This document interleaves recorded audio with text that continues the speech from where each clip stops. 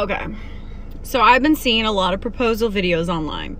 It's beautiful, it's well planned, people are there, people are crying.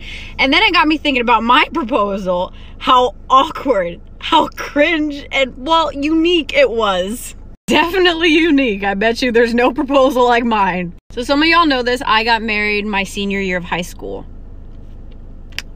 That should give you some insight on how this proposal is gonna go. Little background, I met my husband when I was a sophomore in high school, 2016, and we got married when I was a senior in high school in 2018. So we already decided that year we were going to get married. He had already asked for, you know, my mom and dad's blessing, and he got it. The day of the proposal, well, night of the proposal arrives, and I'm out with my friends shopping. Ben shows up at my house at 8 o'clock at night. My daddy opens the door, he's like, "Hey Ben, what you doing?" "Oh, I'm here to propose."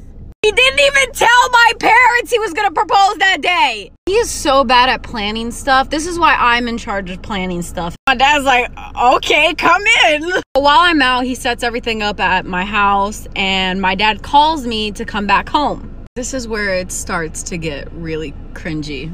So I open the door, I already start seeing rose petals leading to the back patio that I have. People are already filming me, you know, filming the whole experience. That's cute. That's cute. That's good. We're doing good so far. So far. I get to the back patio and there's 3 candles lit, which is not bright enough for nighttime. So I can barely see. There's Ben standing next to my outside table that I have, and I walk over to where he's at, and on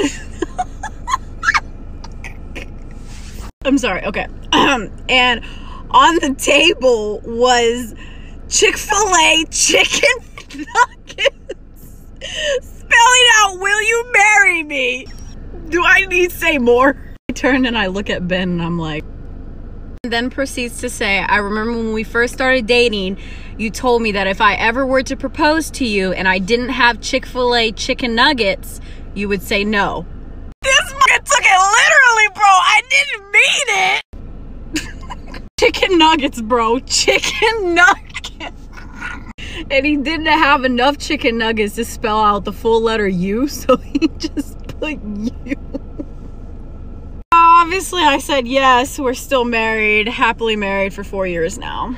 Story time about how my Bumble date tried to choke me. I mean, he was literally trying to kill me. Disclaimer, is not my story time. I was sending me on Instagram. This was by far the worst date I've ever been on. Let me just say, I've had really bad dates. A little backstory. It all started last year when I left my broke boyfriend. He would expect me to pay for everything because I was earning more money than him. So literally from one day to the next, I kicked him out of my apartment and I had all this newfound freedom. Now here's the thing. My friends all use dating apps and they never had such bad experiences, so I figured I should try it out too. To tell you that one of my best friends got married to one of her Bumble dates, I had high hopes. I downloaded Bumble the day after I broke up with my boyfriend. It was probably too soon, but honestly, I was just trying to have fun. My first date was okay. I wasn't necessarily attracted to this guy, but he was very successful and very funny. And when a guy can make me laugh, that goes a long way. So it kind of tricked me into believing that he was like, okay. So I decided to go on another date with him. Only the second time, all he kept talking about was Trump. So I got up from the table and I left him there. I mean, that's one thing about me. If I don't like you, I will straight up leave the table. I mean, I'm not wasting my precious time on some guy. Part 2 is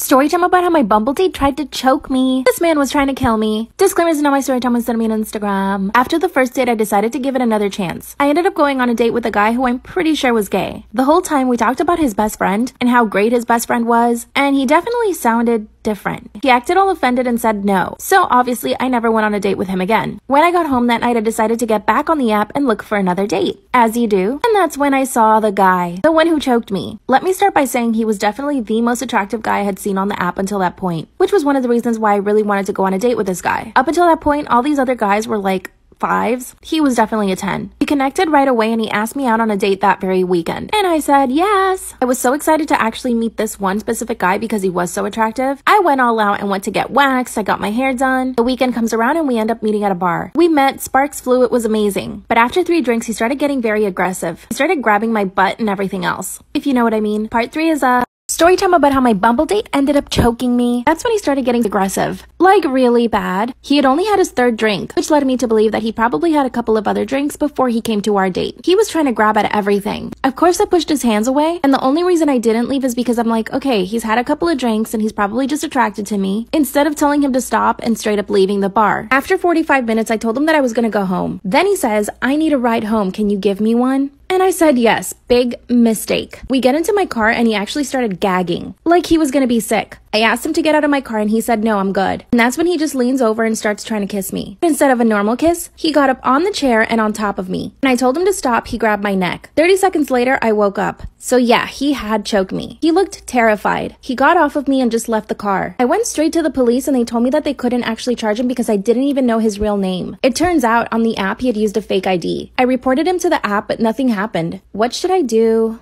Am I wrong for calling out my sister for breastfeeding at my wedding? My 34 male sister gave birth 2 months ago. She brought the baby to mine and my wife's 23 female wedding. She breastfeeds wherever she goes. We visit her house, she'll breastfeed in front of us. Visiting our parents, she'll breastfeed.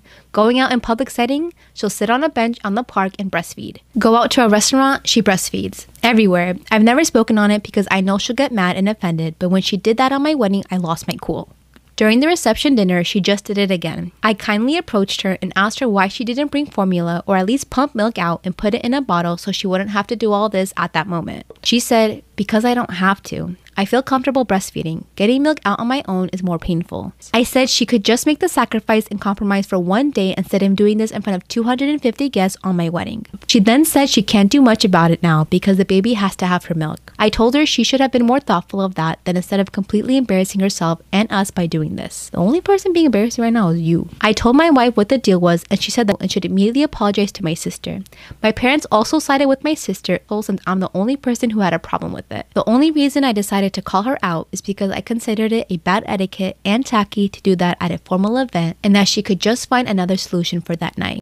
Every time my wife wears orange, I know she's about to cheat on me. All of our family members were very close, in-laws and all, siblings, you name it.